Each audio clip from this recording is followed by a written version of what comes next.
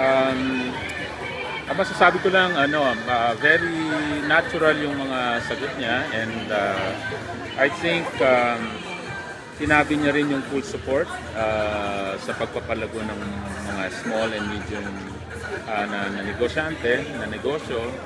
So with that, I think maganda naman ang pwede niya talagang magawa ang mga pagbabago.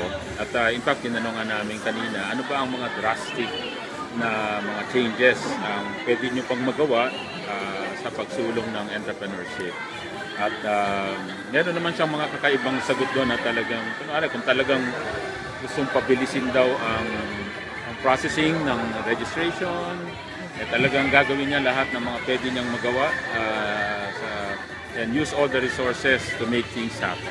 Okay din siya for business dahil alam naman natin lahat yung priority parati nung ginagawa niya, even what he did in Davao.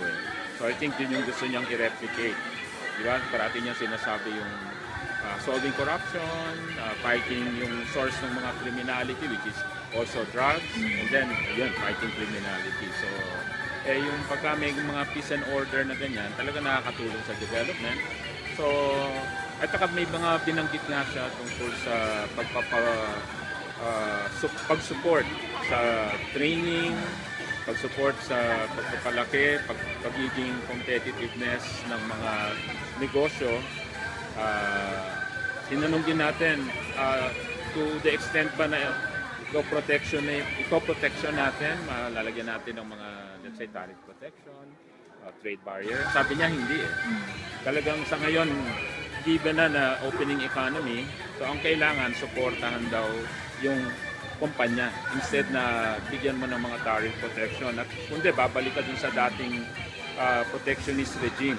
I think sa kanya, parang open market policy siya with the necessary support sa local industry para magkaroon ng competitiveness, makalaban against imports. So yun ang policy statement naman niya.